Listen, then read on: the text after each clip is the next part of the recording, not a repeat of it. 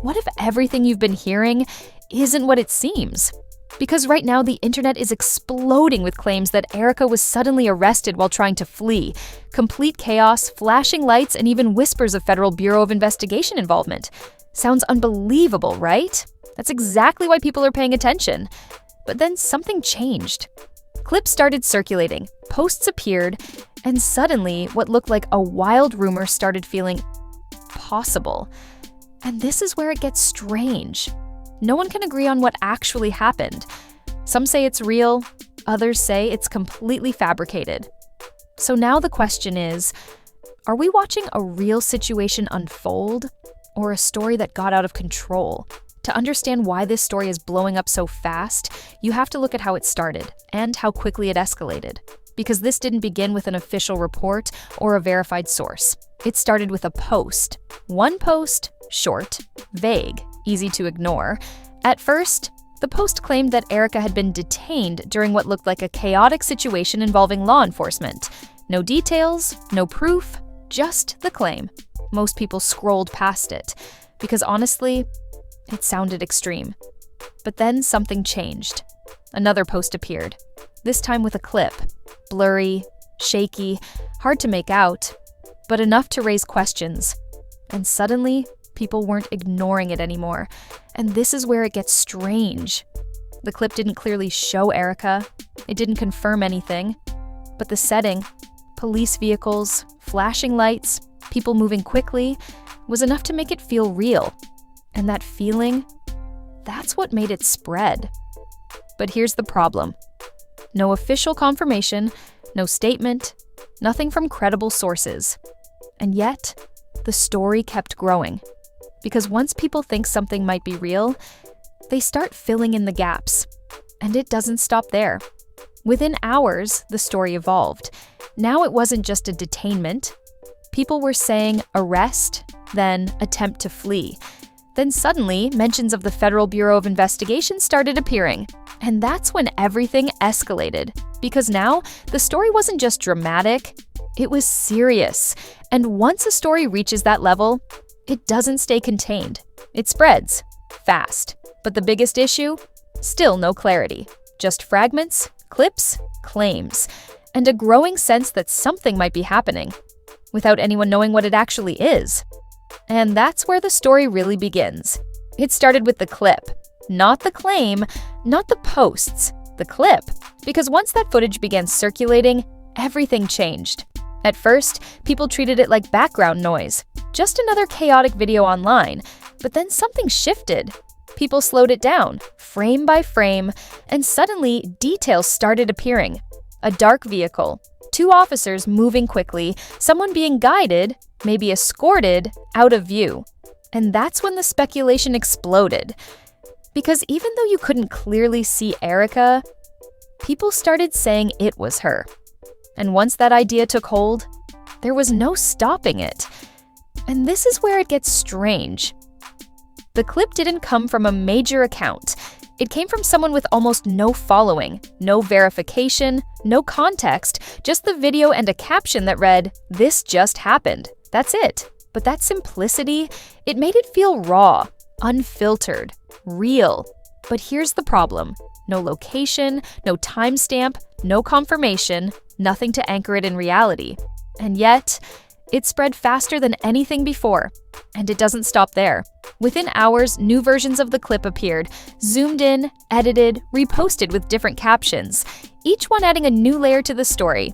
Some said it showed Erika clearly, others claimed you could hear her voice. And suddenly, the same unclear footage became evidence. And that's when things started falling apart. Because now, the conversation wasn't about whether the clip was real. It was about what people believed they saw. And belief moves faster than facts. But then something changed again. A second clip surfaced, different angle. Same kind of scene, more flashing lights, more movement, but still no clear identity. And yet, people connected it instantly. Because now, it wasn't just one clip, it was 2. And 2 feels more convincing than 1, even if neither proves anything. And this is where the tension really started building. Because now people weren't just watching, they were constructing a timeline. first clip, second clip, then the post claiming attempt to flee, then mentions of law enforcement escalation, all lining up into a story that felt complete, even though it wasn't confirmed. But the biggest twist? Still no official response. Nothing from Erika. Nothing from anyone connected to her, and no confirmation from agencies like the Federal Bureau of Investigation. Just silence. And in a situation like this, silence doesn't slow things down. It accelerates everything. Because now, every missing detail becomes part of the story. Every unanswered question becomes a reason to speculate more. And that's exactly what happened. Because now, people weren't just asking what happened. They were asking why no one was saying anything. And that question, it drove the story forward even faster. But then, another piece surfaced. And this one didn't just add to the chaos. It made everything feel a lot more real. The next piece didn't come from a new clip. It came from something much more convincing, a voice. Because alongside the second video, an audio clip started circulating. And that's when everything changed. At first, it sounded chaotic. Background noise, sirens, people talking over each other. But then, something changed. A voice cut through, clearer than the rest. Someone saying, "Stop! Just stop!" And instantly, people locked onto it. Because now it wasn't just visuals, it was emotion, urgency, something that felt real. And this is where it gets strange. Within minutes, people started claiming that voice belonged to Erika.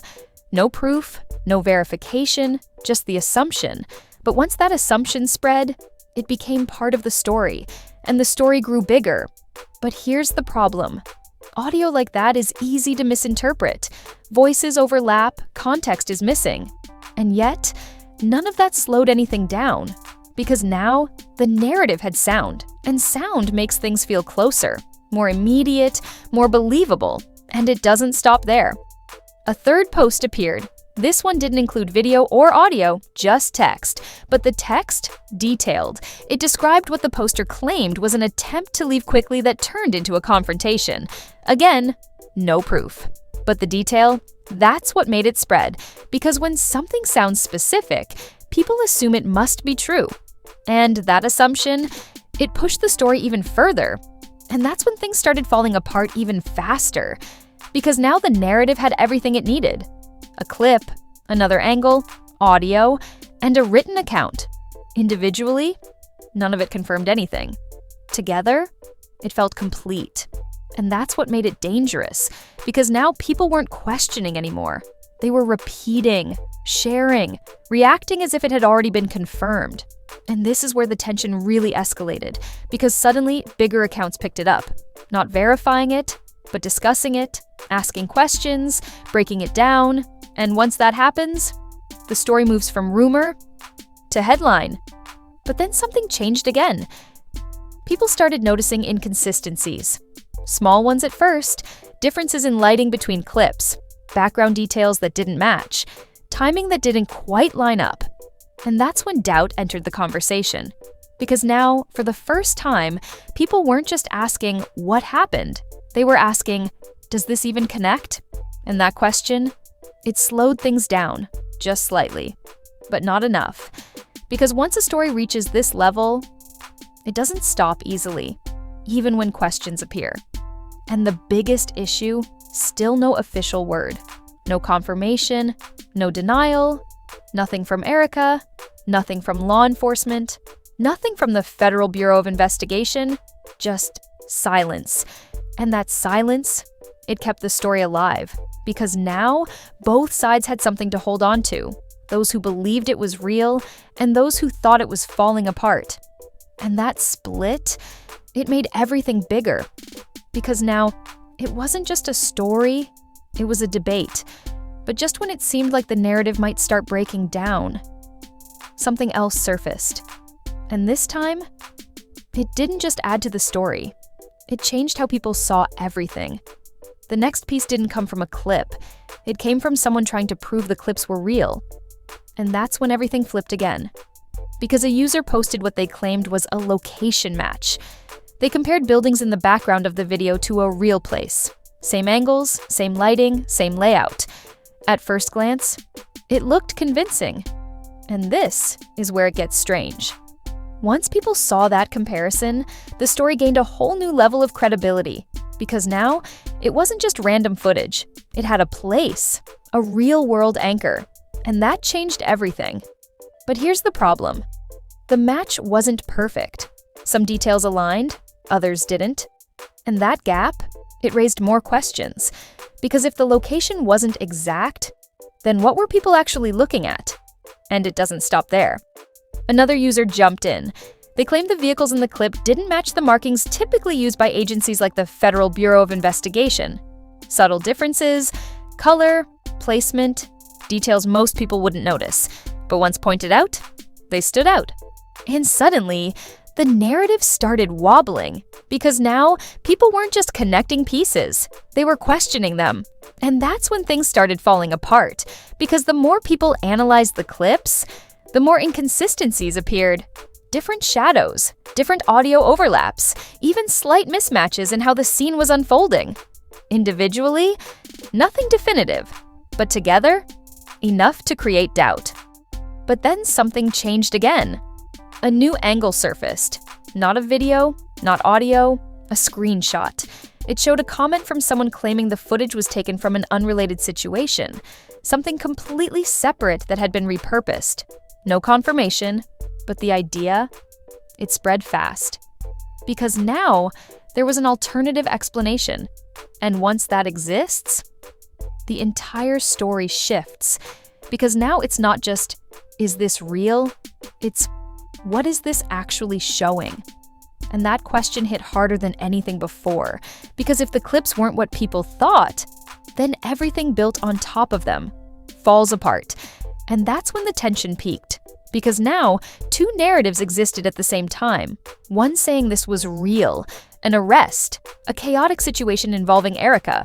The other saying this was misidentified, repurposed footage, a story built on assumptions. And both sides had enough pieces to feel convincing, but not enough to prove anything. And that's what made it intense, because now people weren't just watching a story unfold, they were watching two competing realities, and no one knew which one was right. But the biggest twist? Still no official word. Nothing from Erika, nothing from authorities, nothing from anyone who could confirm or deny it. Just silence. And in a situation like this, silence doesn't resolve anything. It keeps everything suspended, because now the story isn't moving forward. It's stuck between two possibilities, and that's where everything escalated.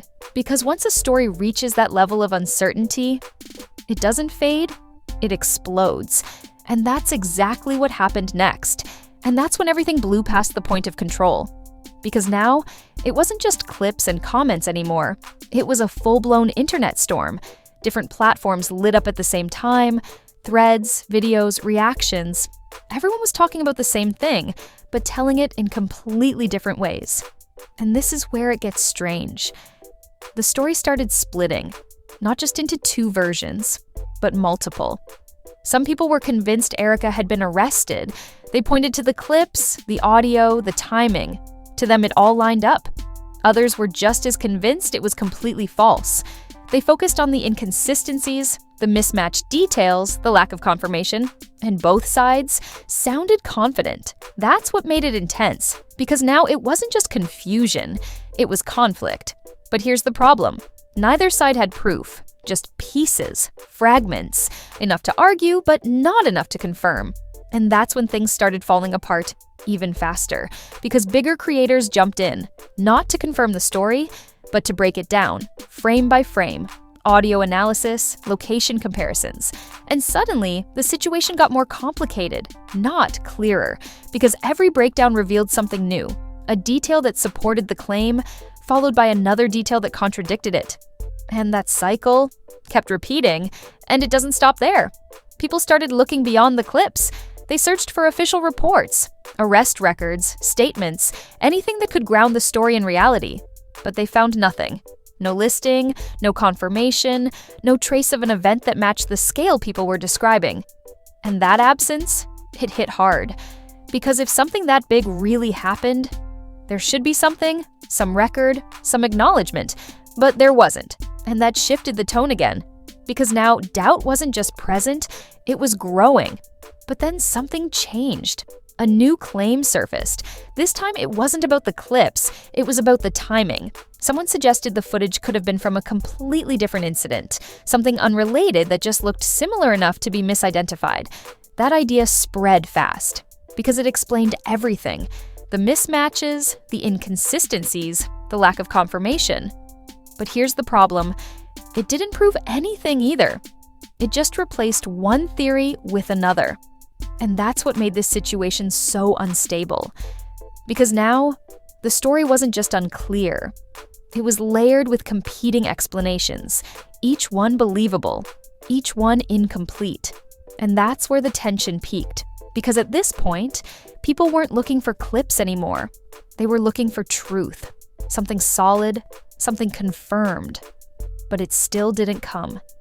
And that silence, it became louder than everything else, because the longer it went without confirmation, the more it felt like something wasn't right.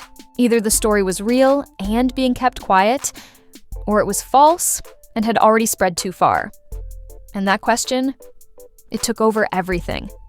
Because now, it wasn't just about Erika, it was about the story itself, how it formed, how it spread, and whether it ever had a real foundation.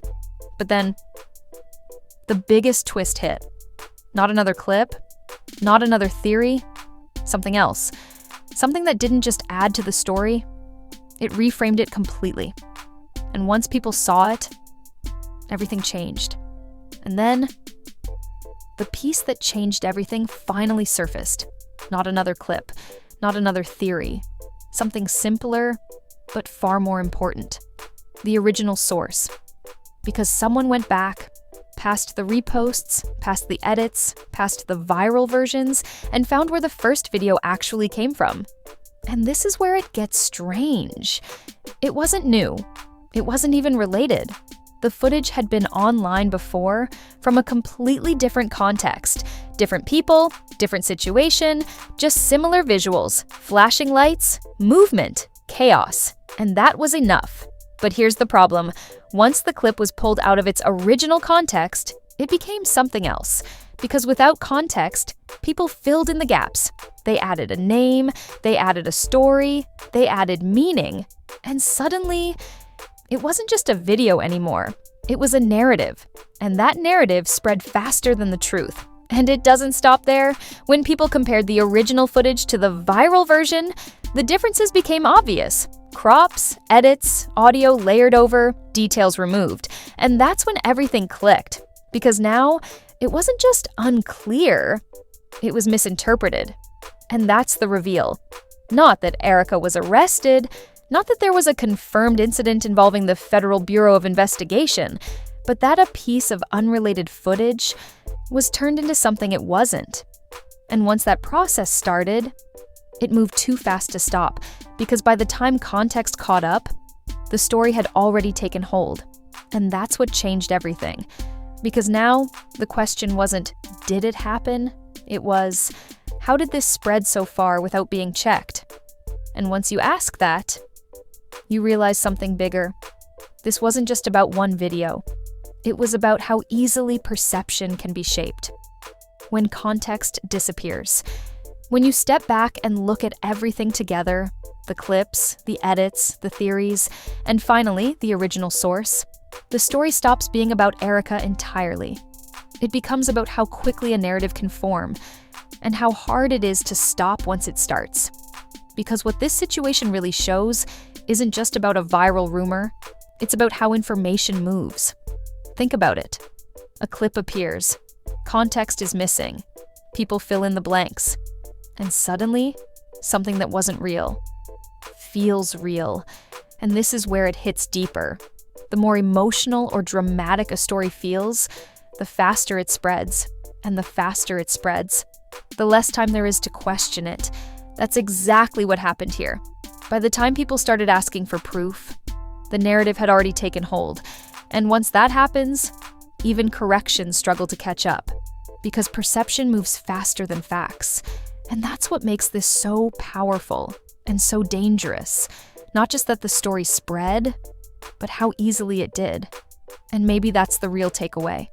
Not just what happened in this situation, but how many others unfold the same way. Because if one clip can turn into something this big, what else have we believed without ever seeing the full picture? So now it all comes down to one question. How many stories like this have we already believed without realizing where they actually came from? Because if a single clip, taken out of context, can turn into something this massive overnight, what does that say about everything else we see online? Drop your thoughts below.